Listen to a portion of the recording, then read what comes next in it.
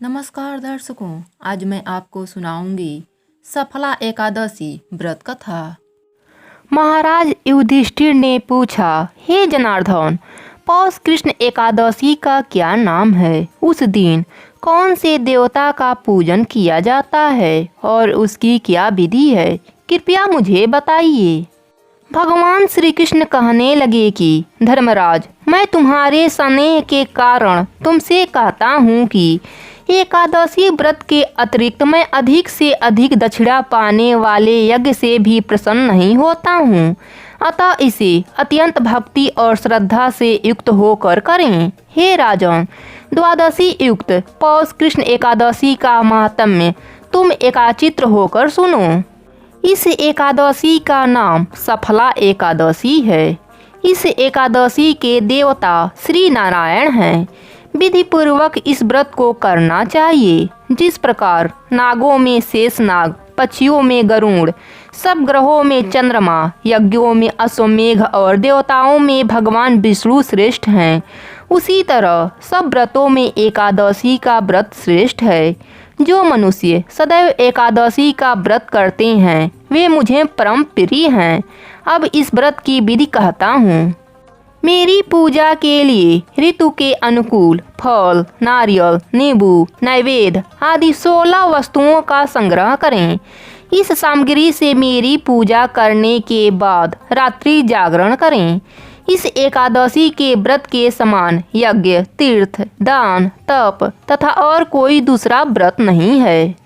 5000 वर्ष तप करने से जो फल मिलता है उससे भी अधिक सफला एकादशी का व्रत करने से मिलता है। हे राजन, अब आप इस एकादशी की कथा सुनिए। चंपावती नगरी में एक महिष्मान नाम का राजा राज करता था। उसके 4 पुत्र थे। उन सब में लुम्पक नाम वाला बड़ा राजपुत्र महापापी था। वह पापी सदा पर स्त्री और वेश्यागमन तथा दूसरे बुरे कामों में अपने पिता का धन नष्ट किया करता था। सदैव ही देवता, ब्राह्मण, वैष्णवों की निंदा किया करता था।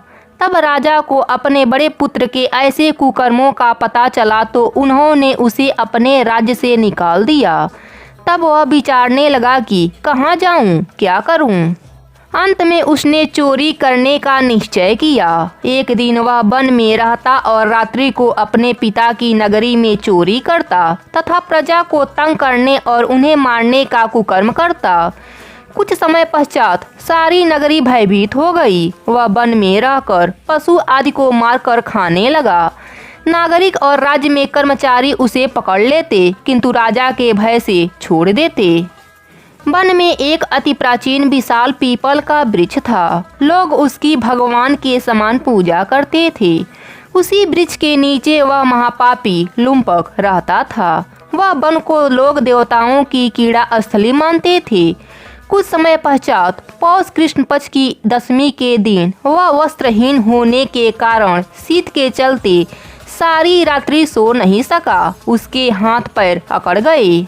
सूर्य उदय होते होते वह मूर्छित हो गया। दूसरे दिन एकादशी को मध्याह्न के समय सूर्य की गर्मी पाकर उसकी मूर्छा दूर हुई। गिरता पड़ता वह भोजन की तलाश में निकला। पशुओं को मारने में वह असमर्थ रहा। अतः पेड़ों के नीचे गिरे हुए फल उठाकर वापिस उसी पीपल के वृक्ष के नीचे आ गया। उस समय तक भगवान सूर्य अस्त हो चुके थे।